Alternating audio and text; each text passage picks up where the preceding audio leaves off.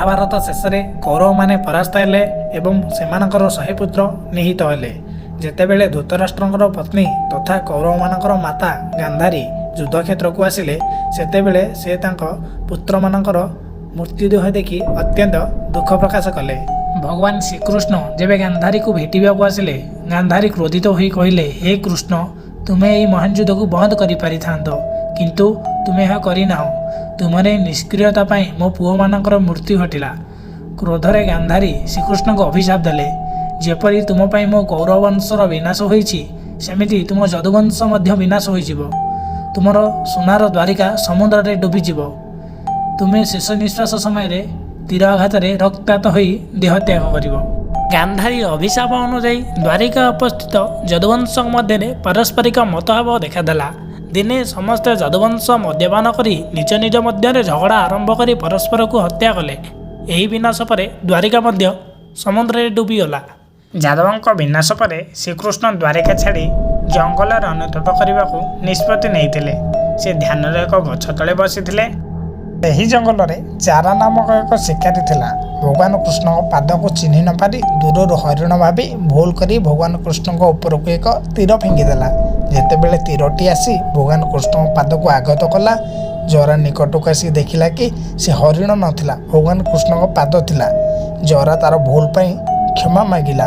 भगवान श्रीकृष्ण ताको सांत्वना दे कहिथिले जे एसबू भाग्यर आगरू लेखा हो सारी, एसबू तांकर इच्छा थिला एवं ए भाग्यर एक अंश जरूरी बोली कहिथिले। तापर श्रीकृष्ण तांको देह त्याग करी वैकुंठ धाम प्रतिष्ठा करथिले।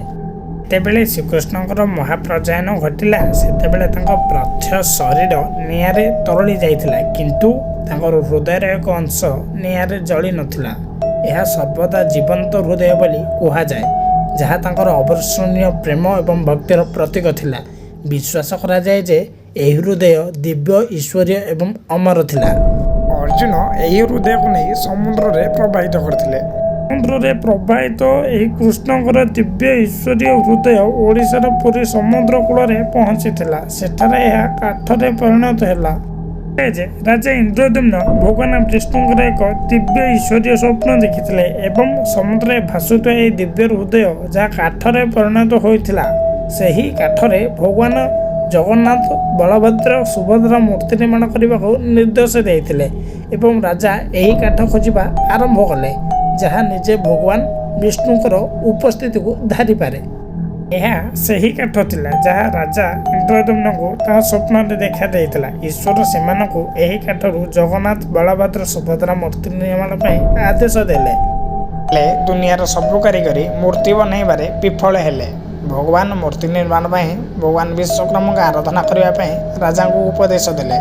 राजा विश्वकर्मा को आराधना कले। विश्वकर्मा जने वृद्ध वेश आसी मूर्ति निर्माण करने कार्य आरंभ कले। जितेबले मूर्ति गुड़िक तैयार करतेबले भगवान विश्वकर्मा से ही वृद्ध रूप में आसी कही जे सेमानकु कहीं 21 दिन पर्यंत देखा उचित नुहे।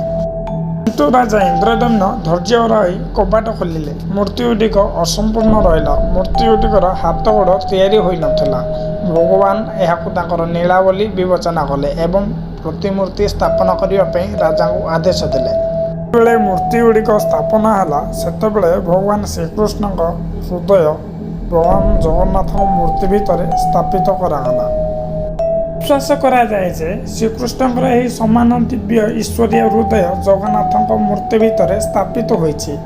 ଏହା ତାଙ୍କ जीवंत शक्तिर प्रतीक अटे एवं भगवान जगन्नाथ रथयात्रा प्रतिवर्ष धूमधाम पालन कराए। रथयात्रा तीन ठाकुर जगन्नाथ सुभद्रा बलभद्र विशाल रथर बसी सहर परिक्रमा करती एवं भक्त माने यही रथ को ढेर आनंद सहित भक्तिर सहित रथचला को पालन करती।